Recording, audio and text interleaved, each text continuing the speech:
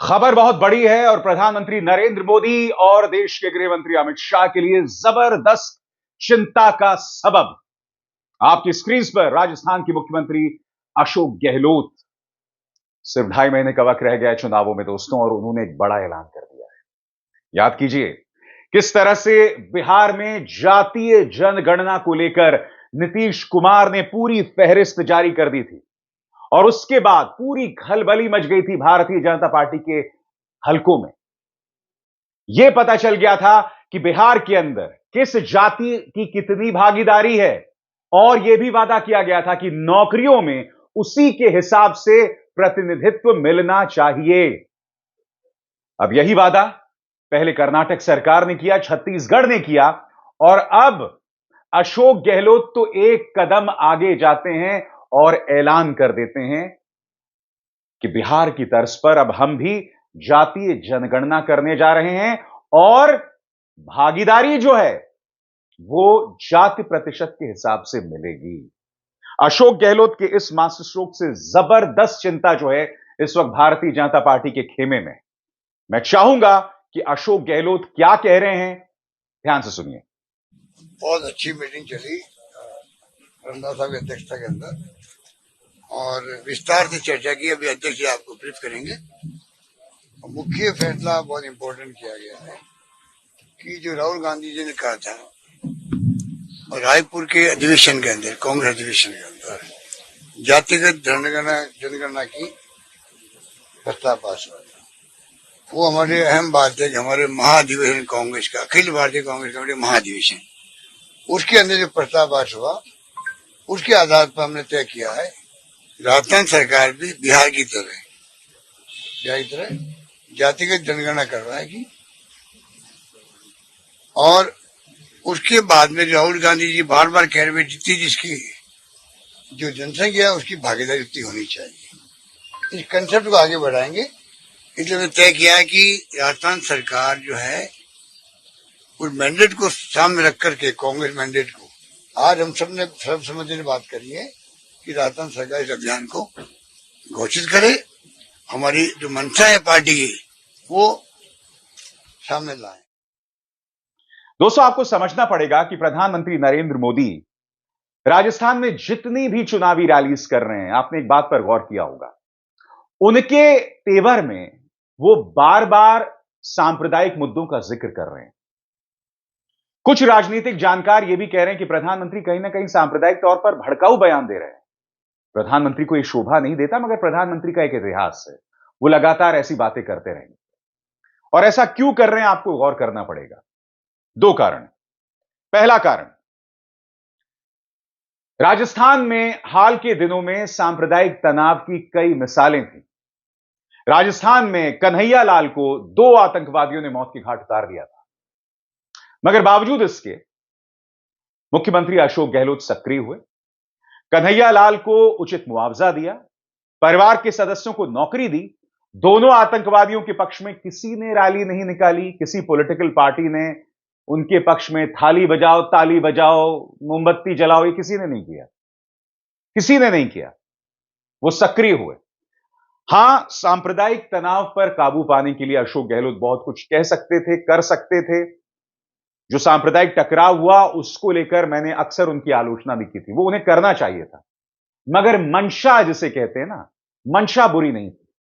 प्रधानमंत्री लगातार इसलिए सांप्रदायिक तौर पर भड़काऊ बयान दे रहे हैं क्योंकि वो जानते हैं कि यही एक रास्ता है राजस्थान में सत्ता पर आसीन होने का। वो जानते हैं कि ऐसा हो सकता है। यही वजह है कि वो कन्हैया लाल का जिक्र करते हैं, जबकि आप जानते हैं उस पर कार्रवाई हो गई।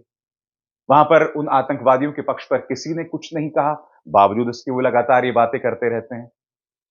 और वो बार बार सांप्रदायिक टकराव के जो घटनाएं हैं उनका जिक्र करते हैं, इतिहास को कुरेदते रहते हैं, क्योंकि वो जानते हैं कि अशोक गहलोत की जो सामाजिक योजनाएं हैं, जिसका असर वहां के आम जनमानस पर पड़ रहा है, इसका तोड़ सिर्फ सांप्रदायिक हो सकता है, हिंदू मुस्लिम में बंटवारा हो सकता है। यही नहीं, राजस्थान सरकार भी बिहार सरकार की तर्ज पर जातीय जनगणना करने जा रही है, इस बात की खबर उनको भी होगी।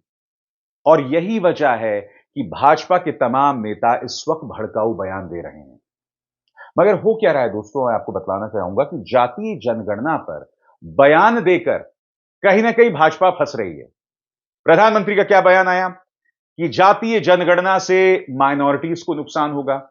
मगर क्या प्रधानमंत्री ने देश की जनता को यह बतलाने का प्रयास किया है कि जिसकी जितनी भागीदारी या जिसकी जितनी प्रतिशत, उसकी उतनी हिस्सेदारी?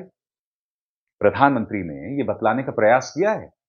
वो इसके सहारे भी माइनॉरिटीज का जिक्र कर रहे हैं। मकसद देखिए, वो ये चाहते हैं कि इसके जरिए कहीं ना कहीं मुसलमान का वोट बढ़ जाए, और मुसलमान का जिक्र आ जाएगा तो हिंदू मुस्लिम हो ही जाएगा। भाजपा के तमाम नेता भी इस मुद्दे पर बयान देकर फंस रहे हैं, चाहे गिरिराज सिंह हो या तमाम जो नेता हैं उनके, वो लगातार इस पर बयान दे रहे हैं और वो खुद अपने लिए गड्ढा खोद रहे हैं। बहरहाल, आप में से जो लोग भूल चुके हैं दोस्तों, मैं आपको बतलाना चाहूंगा कि जो बिहार का जो जातीय जनगणना हुआ था, उसमें क्या क्या बातें सामने उभर कर आई थी आपके स्क्रीन पर। बिहार सरकार ने राज्य में कराई गई जातीय जनगणना के आंकड़े हाल में जारी किए थे। इस रिपोर्ट के मुताबिक बिहार में 36% अत्यंत पिछड़ा, 27% पिछड़ा वर्ग, 19% से थोड़ी ज्यादा अनुसूचित जाति और 1.68% अनुसूचित जनजाति की जनसंख्या बताई जाती है। बिहार सरकार के आंकड़ों के मुताबिक बिहार में कुल आबादी 13 करोड़ से ज्यादा है। इसमें 27% अन्य पिछड़ा वर्ग, 36% अत्यंत पिछड़ा वर्ग यानी ओबीसी की कुल आबादी 63% है। अनुसूचित जाति की आबादी 19% और जनजाति 1.68%, सामान्य वर्ग 15.52% है। और ये जो 15.52% है, इसमें मुसलमानों में भी जो फॉरवर्ड कास्ट यानी पठान, शेख, वो इसमें शामिल है। 63%, इस आंकड़े पर गौर कीजिए दोस्तों। इसी तरह से राजस्थान में भी जो अति पिछड़ा वर्ग है या पिछड़ा वर्ग है, उनका जो अनुपात वो करीब 50% से ज्यादा बतलाया जाता है। और ये भाजपा के लिए चिंता का मुद्दा है। और सबसे बड़ी बात, शुक्रवार की इस रिपोर्ट पर गौर कीजिए। सुप्रीम कोर्ट ने साफ तौर पर कह दिया है कि हम बिहार की जातीय जनगणना को नहीं रोकेंगे और किसी भी तरह की लगाम नहीं लगाई जाएगी। साफ है कि कहीं ना कहीं संस्कारी पार्टी की तरफ से याचिका आई थी और जातीय जनगणना पर रोक लगाने की कोशिश थी, जिसे सुप्रीम कोर्ट ने मना कर दिया है। और यह भाजपा के लिए एक और बड़ा झटका है। मगर आपको यह समझना पड़ेगा कि विपक्ष इस रास्ते को अगर अपना रहा है तो क्यों अपना रहा है। पहली बात, ऑफ कोर्स, सोशल जस्टिस, सामाजिक न्याय एक बहुत बड़ा कारण है। मगर दूसरा, जब आपके सामने एक पॉलिटिकल पार्टी खुलेआम हिंदू मुस्लिम का खेल खेलती रहे, लगातार लोगों का बंटवारा करते रहे, मीडिया के जरिए सांप्रदायिक दुष्प्रचार हो, तो इसका जवाब दिया ही जाएगा। और यही वजह है कि अब कांग्रेस और विपक्ष जो है वो जातीय जनगणना के मुद्दे पर इतना सक्रिय हो गया है। आने वाला वक्त बहुत दिलचस्प होने वाला है। हालांकि मैं आपको बतला दूं कि जनवरी के महीने में राम मंदिर का उद्घाटन है, और उस वक्त और उसके आसपास आप देखिएगा, मीडिया हो, भाजपा के नेता हैं, वो किस तरह के भड़काऊ बयान देते हैं। कितनी दुख की बात है ना। हमारे मर्यादा पुरुषोत्तम राम शांति के प्रतीक हैं, मर्यादा पुरुषोत्तम है, मगर बावजूद उसके भाजपा के नेता उनका इस्तेमाल राजनीति के लिए करते हैं। और इनका जो प्रचार तंत्र और पालतू मीडिया है, वो जहर उगलता है हमारे राम के नाम पर। कितनी अटपटी बात है नहीं, मगर ये नहीं सुधरने वाला है। अभिसार शर्मा को दीजिए इजाजत। नमस्कार।